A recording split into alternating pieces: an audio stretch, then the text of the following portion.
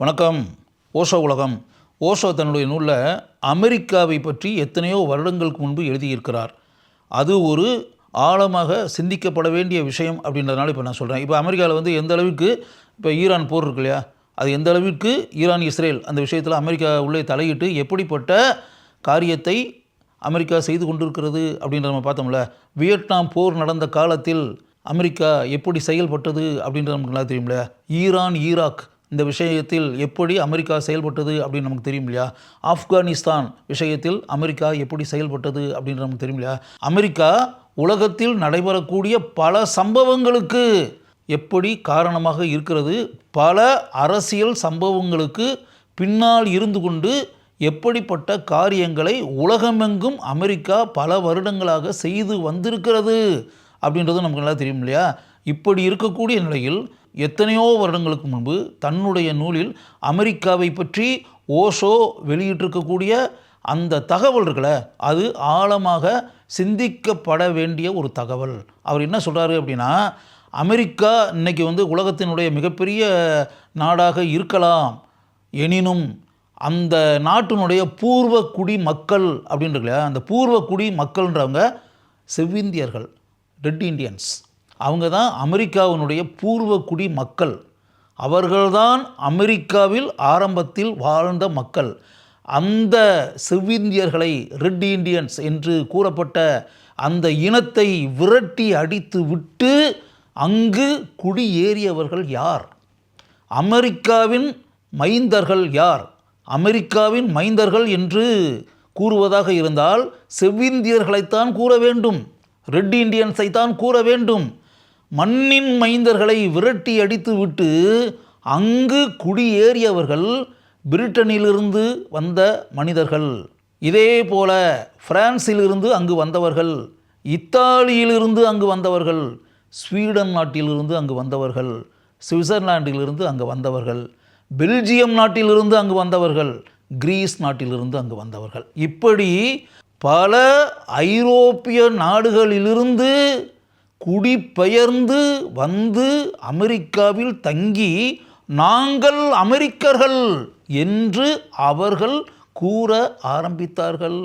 எத்தனையோ நாடுகளிலிருந்து வந்து குடியேறியவர்கள் அவர்கள் அமெரிக்காவின் மைந்தர்கள் அல்ல, அமெரிக்காவிற்கு சொந்தமானவர்கள் அல்ல.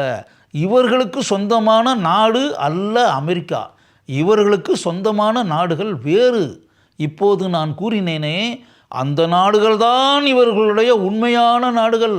அந்த நாடுகளை விட்டு பிரிந்து வந்து பிழைப்பிற்காக அமெரிக்காவை தேடி வந்த இவர்கள் நாங்கள் அமெரிக்கர்கள் என்று கூறினால் அதில் எந்த அளவிற்கு உண்மை இருக்கிறது என்பதை நீங்கள் சிந்திக்க வேண்டும் என்று ஓஷோ தன்னுடைய நூலில் கூறியிருக்கிறார். ஆழமாக சிந்திக்க வேண்டிய விஷயம்தான் இது. இவர்களால் விரட்டி அடிக்கப்பட்ட செவ்விந்தியர்கள் காடுகளில், மலைப்பகுதிகளில் ஆதிவாசிகளைப் போல தங்களுடைய வாழ்க்கையை நடத்தி கொண்டு அவல நிலையில் இருக்கிறார்கள்.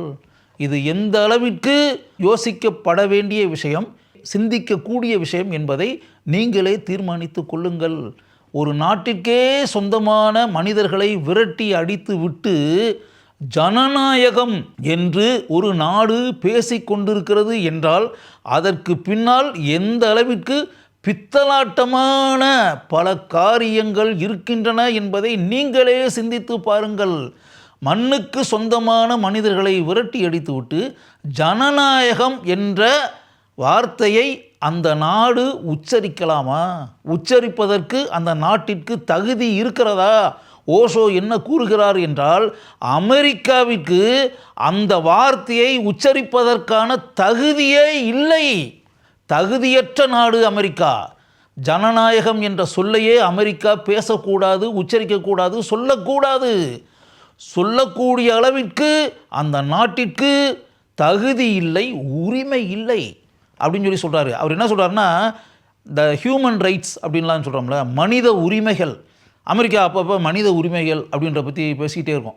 ஒவ்வொரு நாட்டிலையும் பல பிரச்சனைகள்லாம் உண்டாகி இப்படிலாம் வரும்போது அந்த நாட்டில் வந்து ஜனநாயகம் கெட்டு போச்சு, ஜனநாயகம் நல்லா இல்லை, மனிதர்களுக்கு உரிமை இல்லை, தங்களுடைய உரிமைகளை பறி கொடுத்து விட்டு பரிதவித்து கொண்டிருக்கிறார்கள் மக்கள் அப்படின்ற மாதிரிலாம் சொல்லி அமெரிக்கா கண்ணீர் விடுவதைப் போல வெளி உலகத்தில் நடிக்கும்.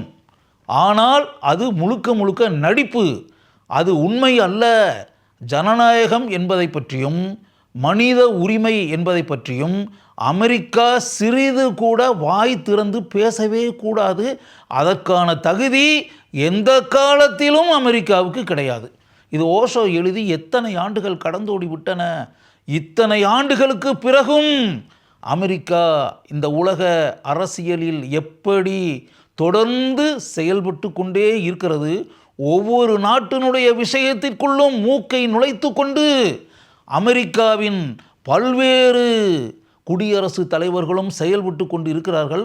அமெரிக்கா எப்படி தன்னை பெரிய அண்ணனாக கற்பனை பண்ணி கொண்டு மற்ற நாடுகளுடைய உள் விஷயங்களில் நுழைந்து கொண்டு எப்படிப்பட்ட பித்தலாட்ட செயல்களை தினமும் உலகமெங்கும் செய்து கொண்டே இருக்கிறது என்பதை நினைக்கும்போது பல வருடங்களுக்கு முன்பு ஓஷோ கூறிய அந்த உண்மைகள் இத்தனை ஆண்டுகளுக்கு பிறகுமா நடந்து கொண்டிருக்க வேண்டும்? அமெரிக்கா இன்னுமா திருந்தாமல் இருக்கிறது? அமெரிக்கா இப்போதும் இப்படியா செயல்பட்டு கொண்டிருப்பது?